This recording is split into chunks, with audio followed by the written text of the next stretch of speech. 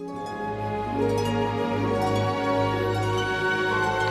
Sintra, O refuge I yearn for, where cares melt away, where one is free to yield to nature's transports, thought lulled in the sleepy whisper of foliage, mingled with the murmur of fallen leaves, who freshed in your cool shade dreamed but of ventures.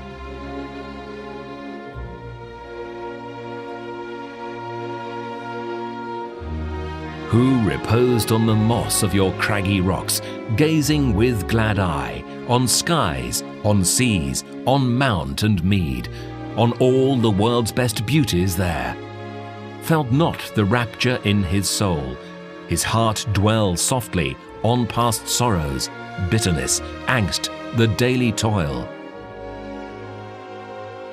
O cool caves, O icy springs, O sighs of sweetest woodlands, gentle heaths, grassy knolls, vast mountains. Shall I see you no more, my soul's delight? Trunks whereon beloved names I etched, of friendship and of love, will I never ask them of you? Will I not walk through grown trees, tracing the letters I once carved in their green young bark? Oh, to see you anew! Should the iron oaks, the living rocks, still constant bear the forgotten poet's humble name, which in happy times, such fleeting times, times of glory, tender hands once carved.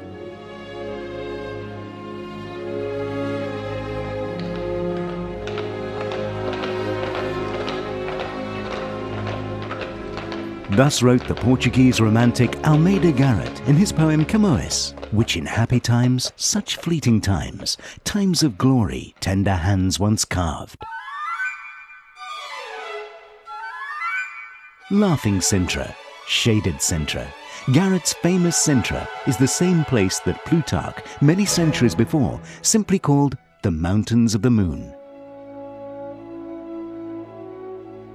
It's the Sintra of the Portuguese Alfredo Keil, the Sintra of the Roman Varro, of the Englishman William Burnet, or the Saracen al-Bakhri, the Sintra of sculptors, scholars, musicians and poets.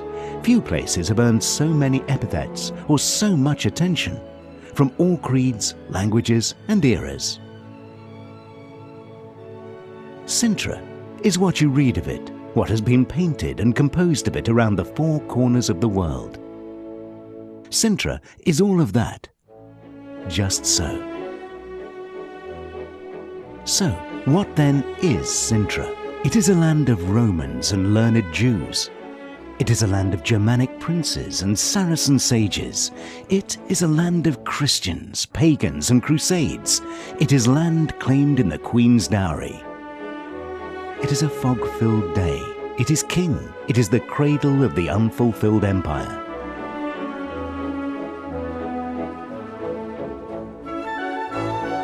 If Sintra is a story, then the 19th century novelist Essa de Queiroz is the greatest of its biographers.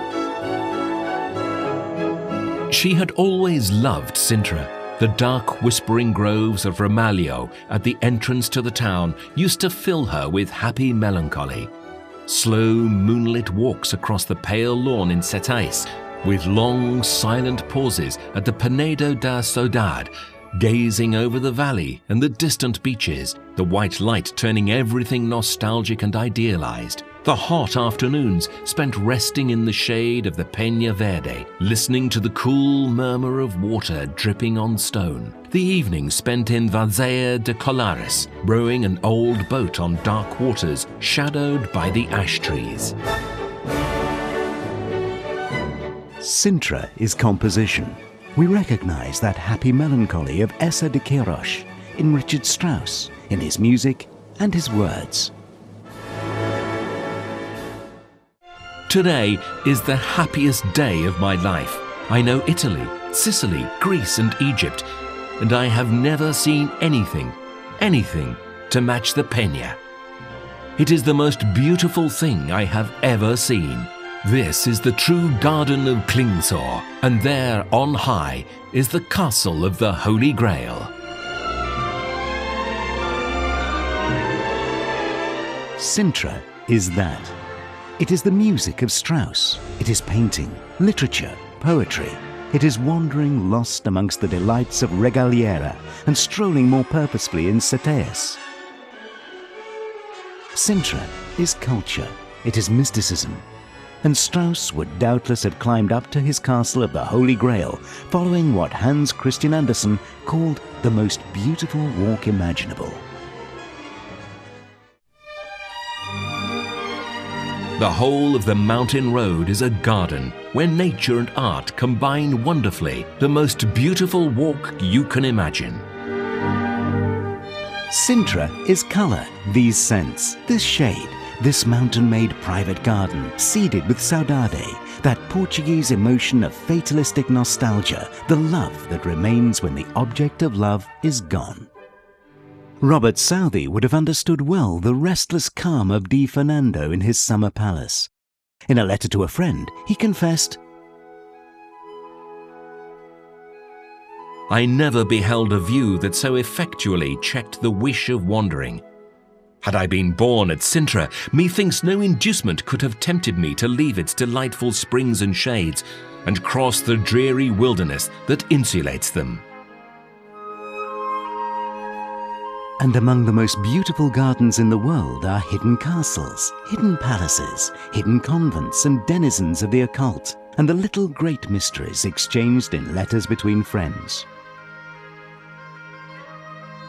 So, what then is Sintra? It is a beautiful town, unrelentingly beautiful. Sintra is the place Byron called probably the most beautiful town in the whole world. Enamoured of the place, Byron was to leave another written declaration of love. Lo, Sintra's glorious Eden intervenes in variegated maze of mountain glen. Ah me!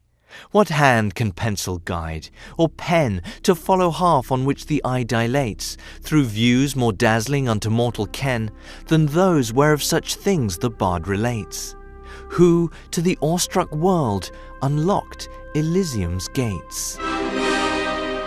What is Sintra? Sintra is not a land of legends. Sintra is legendary.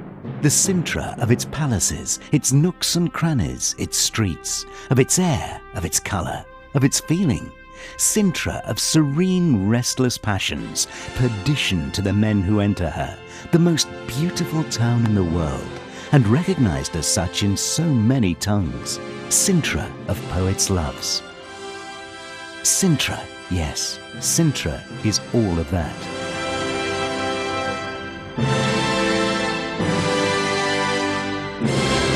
Sintra is the capital of Romanticism.